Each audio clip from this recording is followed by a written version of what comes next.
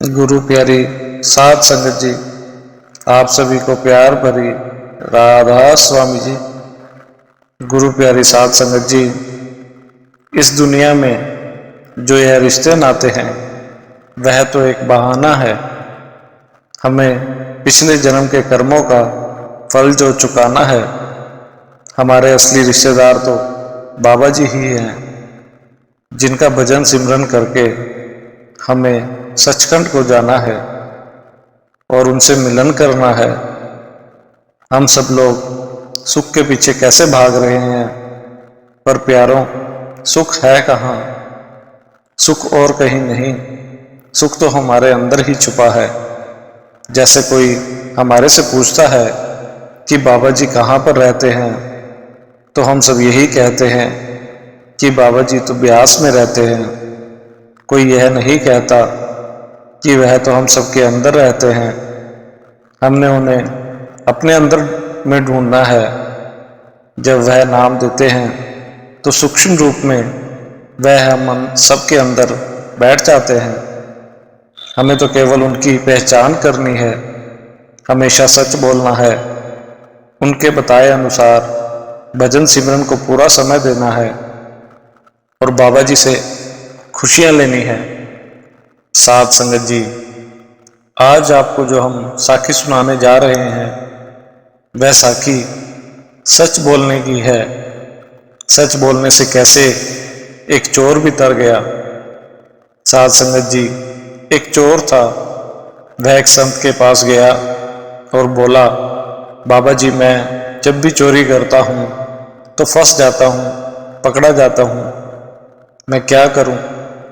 मुझे तो कुछ समझ में नहीं आता, मुझे तो और कोई काम आता ही नहीं। संत ने कहा, जो भी हो तुम हमेशा सच बोलो, सच बोलने से तुम्हारा हमेशा ही भला होगा।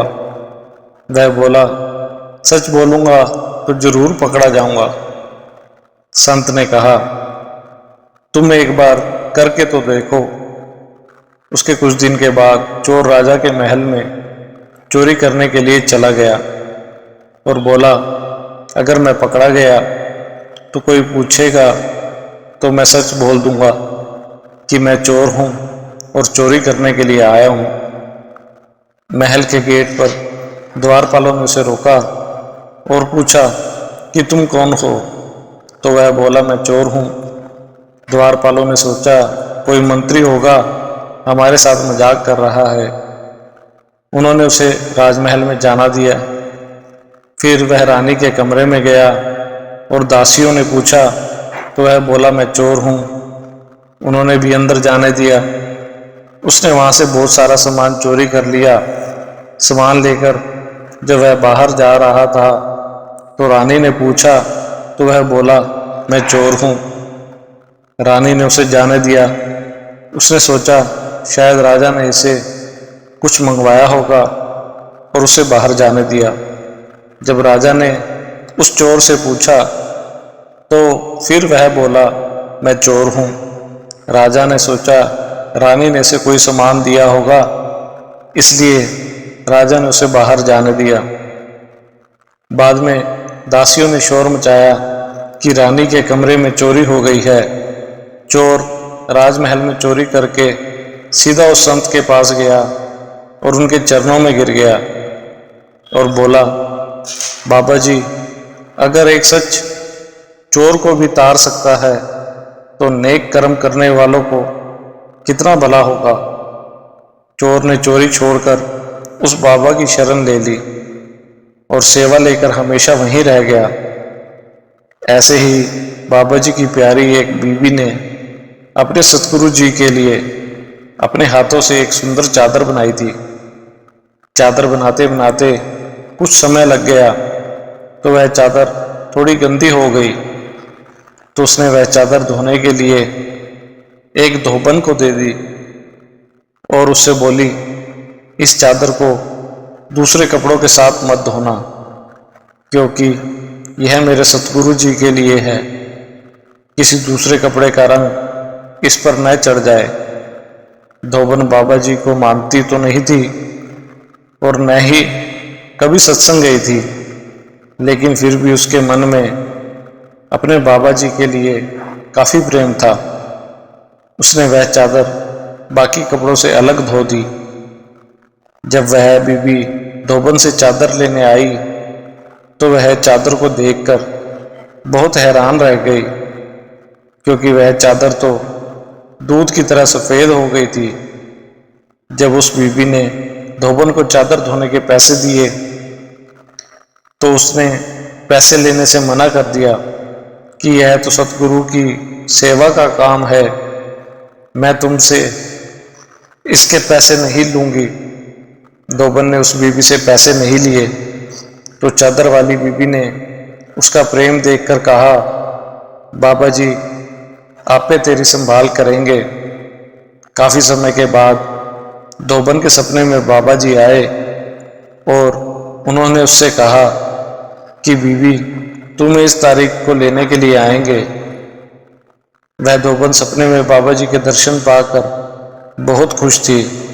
उसने यह बात सुबह घर में पति व सास ससुर को बताई कि बाबा जी इस तारीख को मुझे लेने के लिए आएंगे।